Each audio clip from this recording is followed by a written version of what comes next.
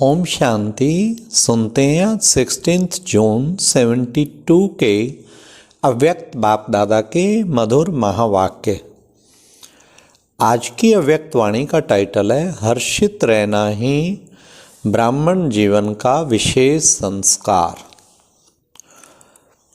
आज की मुरली में बाबा ने सदा हर्षित रहने की युक्ति क्या है, फिर प्यारे बाप दादा ने पास्ट को कैसे भूलो और निर्बलता किसे कहते हैं,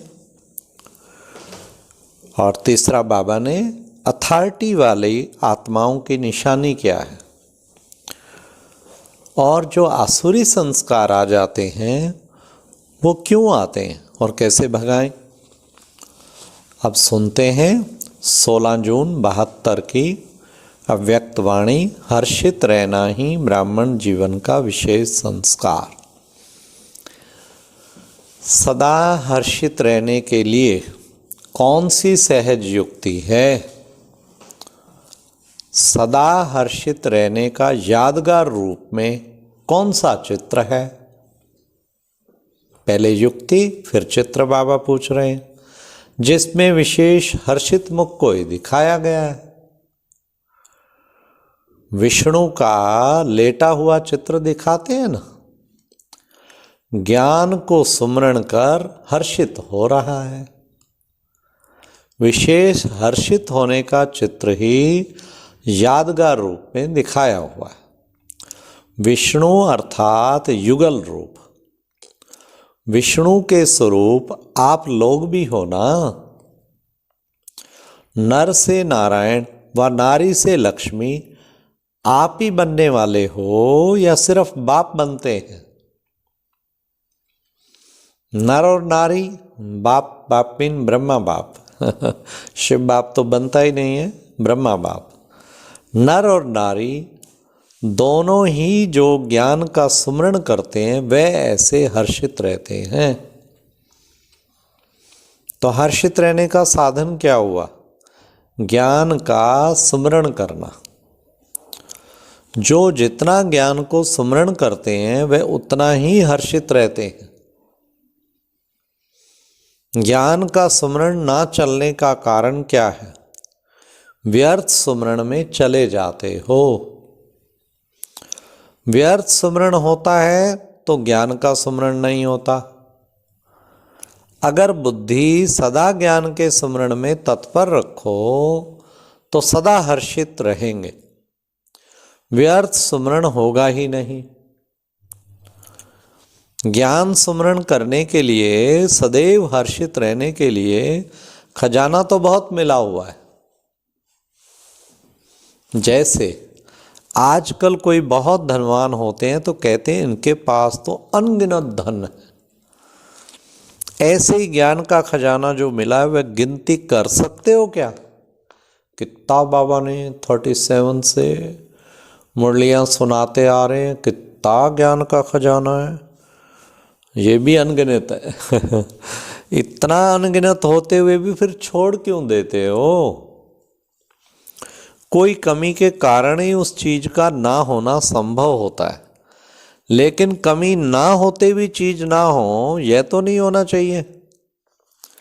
ज्ञान के खजाने से वह बातें ज़्यादा अच्छी लगती हैं क्या? जैसे समझते हो कि ये बहुत समय की आदत पड़ी हुई है, इसलिए ना चाहते भी आ जाता है। तो अब ज्ञान का सुमरण करते हुए कितना समय हुआ है? संगम का 1 वर्ष भी कितने के बराबर है? संगम का 1 वर्ष भी बहुत बड़ा है। इसी हिसाब से देखो तो यह भी बहुत समय की बात हुई ना। तो जैसे वह बहुत समय के संस्कार होने के कारण ना चाहते भी स्मृति में आ जाते हैं, तो यह भी बहुत समय की स्मृति नेचुरल क्यों नहीं रहती? जो नई बात व ताजी बात होती है वह तो और ही ज़्यादा स्मृति में रहनी चाहिए, क्योंकि प्रेजेंट है ना। वह तो फिर भी पास्ट है, तो यह प्रेजेंट की बात है, फिर पास्ट क्यों याद आता? जब पास्ट याद आता है तो पास्ट के साथ साथ यह भी याद आता है इससे प्राप्ति क्या होगी। जब उससे कोई भी प्राप्ति सुखदाई नहीं होती तो फिर भी याद क्यों करते हो।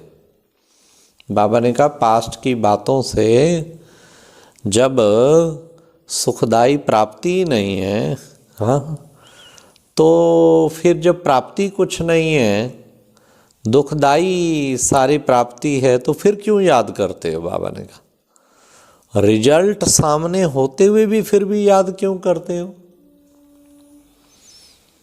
यह भी समझते हो कि यह व्यर्थ है और व्यर्थ का परिणाम भी व्यर्थ होगा ना। व्यर्थ परिणाम समझते भी फिर प्रैक्टिकल में आते हो तो इसको क्या कहा जाए। पता भी है ये वेस्ट है, ये मेरे वेस्ट थॉट चल रहे हैं, मुझे नहीं करने चाहिए, मेरा नुकसान ही होगा इससे, उसके बावजूद भी वेस्ट करते रहना। बाबा कहते इसको क्या कहेंगे। तो बाबा ने बहुत सुंदर बताया, इसको कहेंगे निर्बलता।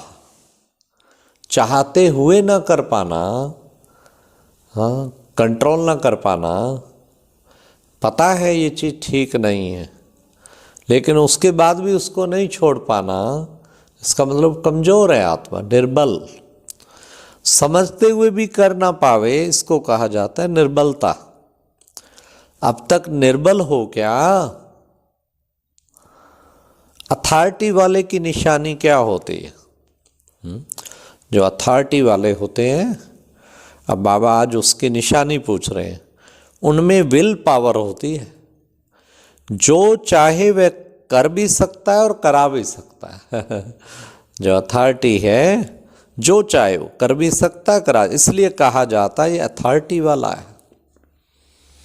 बाप ने जो अथॉरिटी दी है वह अभी प्राप्त नहीं की है क्या।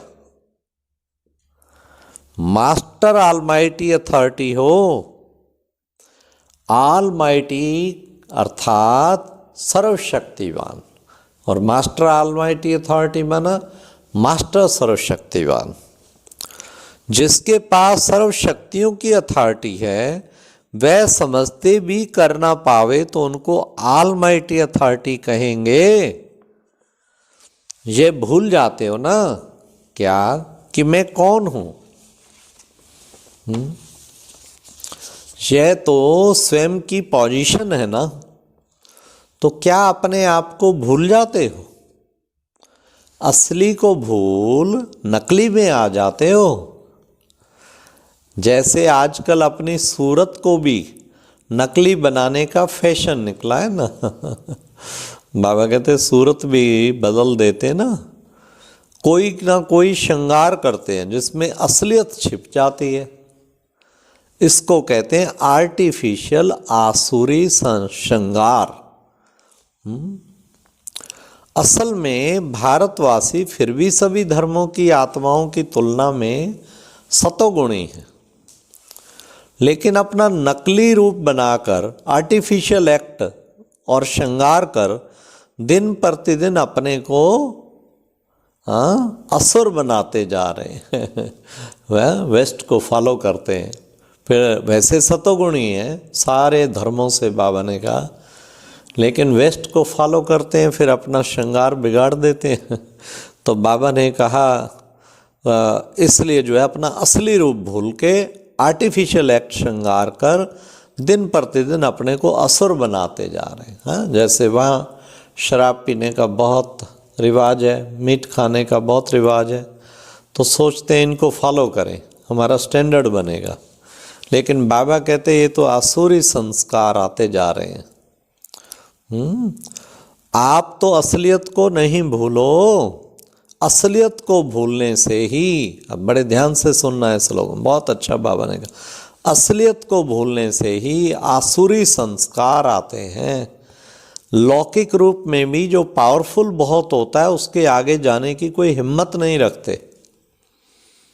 आप अगर ऑलमाइटी अथॉरिटी की पोजीशन पर ठहरो तो ये आसुरी संस्कार व व्यर्थ संस्कारों की हिम्मत हो सकती है क्या? कभी भी नहीं हो सकती। क्या आपके सामने आने की हिम्मत हो सकती है उनकी? ना बाबा। अपनी पोजीशन से क्यों उतरते हो? बाबा ने कितनी श्रेष्ठ पोजीशन दी है। बाबा कहते उसको नहीं छोड़ो, बस बच्चे उस पे सवार रहो। अपनी पोजीशन में से क्यों उतरते हो?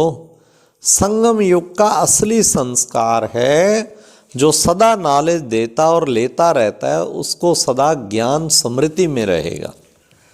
हाँ, जो हर वक्त नॉलेज देना भी बांटना भी, तो सुनता भी है, धारण भी करता, लेता भी रहता है, तो ज्ञान समृद्धि में रहेगा और सदा फिर वो हर्षित रहेगा। ब्राह्मण जीवन का विशेष संस्कार ही हर्षित पने का है। फिर इसमें दूर क्यों हो जाते हो? अपनी चीज को कब छोड़ा जाता है क्या? यह संगम की अपनी चीज है ना, और अवगुण माया की चीज है। तो संग दोष से ली, जो अपनी चीज है दिव्य गुण, अपनी चीज को छोड़ देते हो।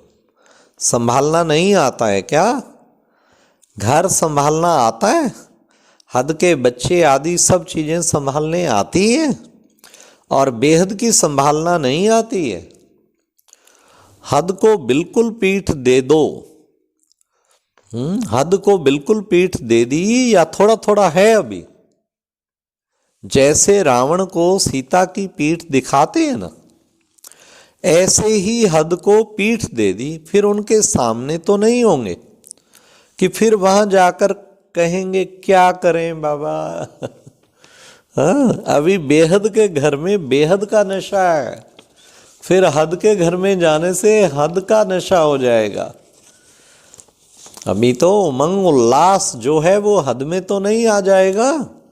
जैसे अभी बेहद का उमंग व उल्लास है, उसमें कुछ अंतर तो नहीं आ जाएगा ना। हद को विदाई दे दी कि अभी भी थोड़ी खातरी करेंगे। समझना चाहिए अलौकिक जन्म किसके प्रति है? हद के कार्य के प्रति है क्या? अलौकिक जन्म क्यों लिया?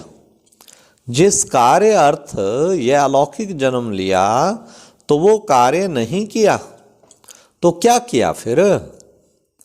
लोगों को कहते हो ना, बाप के बच्चे होते बाप का परिचय ना जाना तो बच्चे ही कैसे?